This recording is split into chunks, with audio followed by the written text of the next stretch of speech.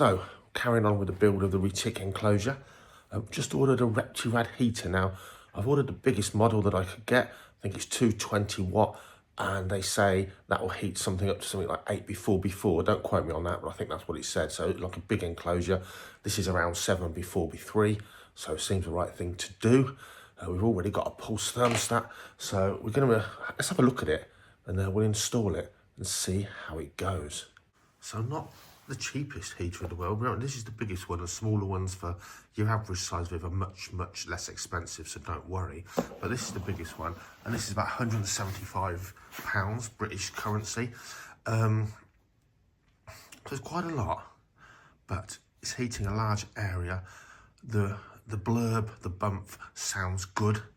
It sounds like a good product, but also I spoke to people that are using these on big enclosures for things like reticulated pythons, as well as a friend of mine, Lindsay, who uses them on all kinds of snakes, everyday kind of enclosures, so the smaller wattage ones with a thermostat. She says they're absolutely excellent, and so far, everyone I spoke to recommends them. That use them, they're working. So let's have a look. But I have no idea what it looks like, only from a picture online. Okay. A kind of minimal packaging, don't get me wrong, perfectly good packaging to buy this. And this is it. I haven't cut any tape off this, by the way. I haven't cut any tape off of this. This is, you've just watched me open it for the first time. Now, it's come by a courier, and I'm sure it's all fine. I think if it was my product, I'd want that.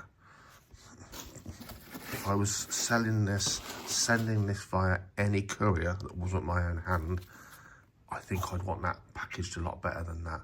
Like I say, no problem on the shelf in your reptile shop, but when you're having it delivered, I'm going to say, to be honest, it's a tough looking product. Maybe it's pretty, hard to break. But I'll say that's a pretty poor packaging, unless it's been out of the box and put back in that I don't know about. It's the first one I've bought. Let me know if you've bought these and you've had them delivered, how they've arrived. Because if that's how you send them out, Reptirad, I'd say that's a pretty poor show. And if you're watching, let me know. I'd want that pretty wrapped up in bubble wrap in a nice snug box. Having said that, it all looks good and undamaged, so maybe you know better. Let's see.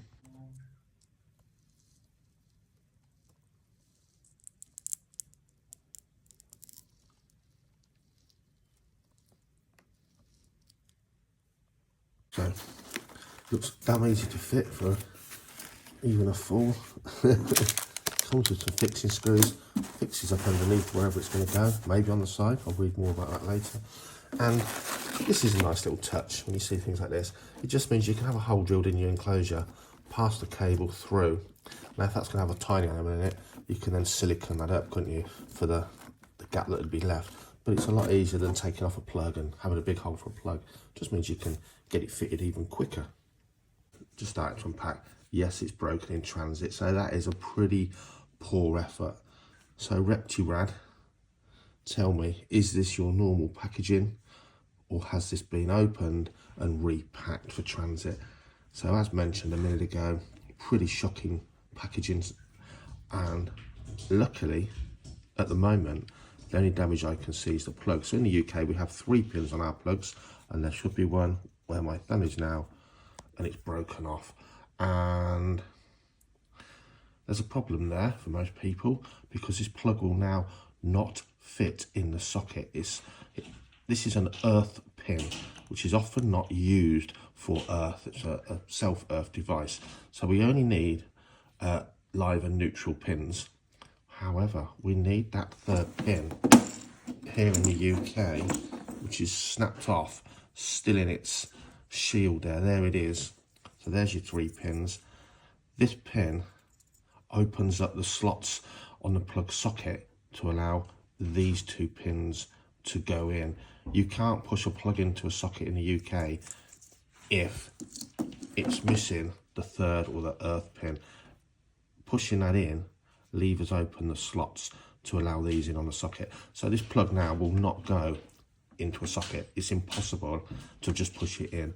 What I'll have to do now is use a small screwdriver in place of the pin to just open up the slots and then fiddly get it in place. It's not going to matter for me, but straight off the bat, for anyone else, most people don't know, even not electricians, they wouldn't know. They would not understand why this plug won't go in, or they'd see that pin snapped off and think, oh, that's dangerous. There's no earth now. As it happens, it's a plastic pin. It doesn't need the earth on that pin. But straight away, it's a faulty piece of kit that most people now couldn't use unless they had a basic knowledge of, you know, the electrical systems in their house. So yeah, I think that is pretty shocking packaging. It really, really is. If you've bought a Reptirad, was it packed like this? Or was it packed in a better way? So not even a taped up box. There's way too much room. This could have easily been dented, scratched, or in other ways damaged. Worst case scenario, I can cut that off and put a new one on. Okay, I've just offered this up to screw into place. And you can see this corner is also bent where one of the fixing holes is. Again, probably won't make too much difference, but again, bad packaging. You shouldn't get a product delivered that's damaged like this, or has it already been like this and I've been sent back a return item.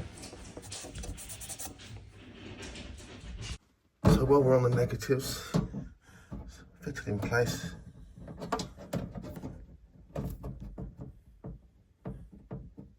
I'm sure that's not a problem, but over this size Reptirad, I don't know. I just don't like, animals can hurt themselves.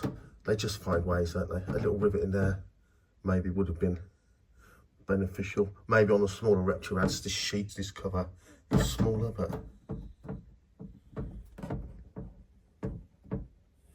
again, just being picky, just showing you what I've got. I'm sure it's going to be a great device because everyone's told me they are, but yeah, 175 quid.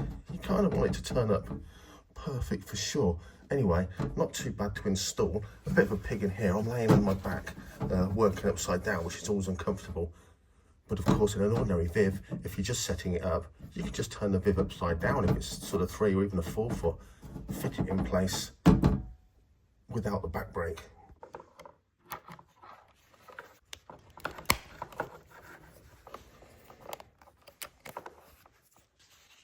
So once again, confirms with the supplier I bought it from, the shop if you like. In this case, this bit is not from the manufacturer. Look, so it has been opened because that would have had big staples in to secure the box, as you would expect. See the, yeah. I'm thinking it's already been sent back and been shipped out again, to be honest. Okay, it's in place. I've just turned it on to try it. That's, oh yeah, whoa. You'd burn yourself on that. It's giving out lots of heat. So the point of these is space heat your enclosure quite a bit, but also depending on where the level of your basking area below it, you can also set that to be the perfect basking temperature. And then of course, at the cooler end, temperatures can cool off. So I'll put a thermostat here and I'll use that in conjunction with a heat gun. And I'll set the temperature of that just to regulate how I want the temperature to be elsewhere. That's kind of irrelevant, the temperature of that. That'll just be set to set the temperature where I want it to be right. So what's the advantage of? You can produce a localized basking spot, certainly can. Space heating for a big enclosure here. Nice and flush and very, very tidy in your enclosure. And according to the manufacturers, and I'll agree, you don't need a heat guard, although you could use one. And the reason being, there's nothing to coil round or get behind. So unless you're stupid enough to put, you know, a basking spot here that the snake could wedge itself and actually touch this, the snake just bumbling around its enclosure and touching it, it's just going to pull away, no problem. So as long as it can't be forcibly stuck there. Now, absolutely explicitly, these are to go on the roof. Read the instructions, and certainly not a low heat source for maybe a tortoise to bask on or something like that. Absolutely not. You're going to risk a fire hazard. It's an overhead heat source. So it seems really, really good. It's working, but I'm going to switch it off because we've got no doors on this video yet. I just wanted to see if it actually worked after my packaging worries. Ideally, run it in a straight lines, run your cable in solid conduit, and then it's quite safe for your snake if that conduit's attached. I've clipped the cable, but whatever size snake, you must clip cables so that the snake cannot get its head in any of these places, or it will force its way in, and that could cause a fire hazard as it starts ripping down the cables. Seriously, I'm telling you stuff that I've done over the years. I'm not telling you stuff I know better. Well, I do. I know better because I've had those mistakes. I'm not being pompous. Keep those cables tidy and clipped up correctly, or I say solid conduit. Or of course, we could have put this so close to the end that there wasn't any cable. It went straight out the wall there. And absolutely, I mean, there's heat radiating off that, as the name suggests right now. So absolutely, this must be attached to a thermostat. You can't just have that amount of heat chucking out forever. It's going to kill inhabitants. And again, you're just overheating stuff. Make sure it's on a thermostat. And we're going to switch it off for now and unplug it, because we've still got quite a bit of work to do on this enclosure. But it looks like the thing, and I'll report on this finished enclosure when the snake's in there exactly how efficient that has become. Comment below, for goodness sakes, if you've used a Reptirad and what size enclosure, what sort of species, and what are your views on Reptirads. I'll tell you mine when this is absolutely finished, up and running. So I've managed to get in touch with the people that supplied me that Reptirad. I'm not going to name names. It's one of those, I'm not going to name names in case anyone touched, but actually I probably should name names because brilliant result. So I brought it online. I got it on Amazon, brand new, from a reptile dealer. Lazy, yes. Quick, yes. That's why Amazon gets into everyone's heads, and yeah, probably not good for the smaller businesses unless they can be on there. Anyway, high speed stuff. We discussed the packaging. It is the right one. Silly me, it says on it in big letters, so I didn't worry about that. They said the biggest one is oversized in the box. It is kind of the packaging, although it was fulfilled by Amazon, as in the shop themselves had nothing to do with handling that product. It obviously has been open and it's lost some of those polystyrene chips or nuts, whatever they're called. They have said that problem just stems slightly pretty much from the manufacturer, and they have also told me they've discussed this with the manufacturer, that the larger model comes in very poor packaging if it's not handled well. But totally believe them. They didn't touch the product. It was pretty much packaged from the manufacturer. I think Amazon have had their hand in with either opening that and losing some of the stuff. What they did tell me is it's definitely not a return, because Amazon bin all the returns. He said, and as a trader on Amazon, that's actually quite painful, because obviously people do send things back that might not be faulty. So I'm assured it's not a returned item. I'm assured from the shop, who I do know the guys, that it's not, absolutely not been sent out by them as a return or badly packaged item. The number one problem with the packaging, slightly the manufacturer, but also fulfilled by Amazon and an Amazon driver, I guess. No offense if you are one, and it probably nothing to do with the driver, probably how it got packed. The reason I really wanted to be assured is I want this to be a returnable item if it goes faulty anytime soon, especially if it is faulty already. That was my worry. The product's really good. I've been using it for 24 hours. I'm going to turn you around and talk you through it. So far, it's been good. So we'll do a reticulated python build, we'll do a build, a finished build, when the lighting's installed, because there is no lighting in here, and when hopefully I've got a decent sized or larger water receptacle for the snake, And also along here is going to be natural wood to hide this edge here. Just make it look a little bit natural, take the eye away from this shelf. But I love shelves for reticulated pythons. So what does this enable us to do? Well, we have got, in the darkness, a reticulated python that can now bask up there at around 30 to 32 degrees C, which it is. This is mostly hollowed actually. So the heat's rising through. He's up there, sitting around just nudging over 30 C. He can escape down here.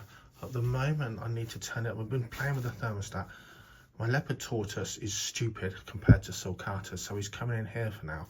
This guy down there is about 22. So I want immediately below the reptirad. I want that to be a little bit warmer. Of course, the snake can move off of there, but a couple of degrees increases in there, can move back. You can see it takes up this much room.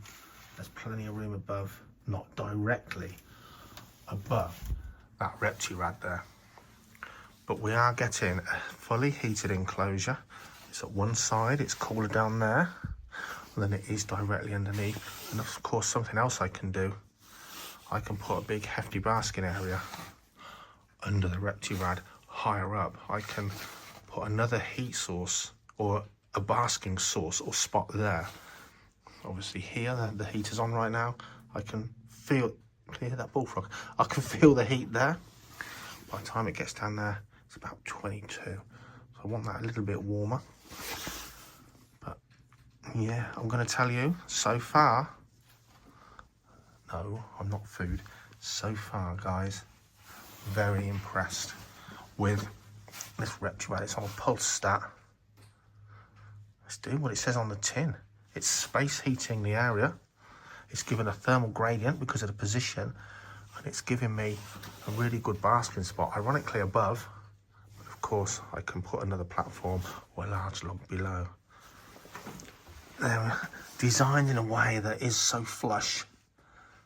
It's hard for an animal to hurt themselves on it unless you were stupid enough to put, as we discussed, a basking area that they could sandwich themselves between their platform or whatever they're sitting on and the actual reptirad. So they're very animal safe. I'm talking to the guys at the shop when we was discussing the packaging and the delivery state. Those guys said they are something. He said, ironically, we hadn't had returns. They're very, very, very few problems with them. He said they have turned out to be a good long-term product from their point of view. They do what they say and they're reliable. Wonder what the lifespan will be. Quite a long time, I think, but we'll find out. That python's really feeling there's some edible food out here. Me waving around. So yeah, a bit of a waffle. I was just concerned. I wanted to report back on that packaging situation, but as a product, it is doing its job. I'm really, really pleased. And thanks to one chap in a special who told me to look into them. And also say to Dan's Exotics and Lindsay, who both said, well, Dan said he's heard good things, and Lindsay also uses them and recommended them. So we'll come back to this enclosure soon. But reptirad, knowledge of, experience of one, being the largest one, very impressed at the moment. Highly recommend them, and great for a big snake like this.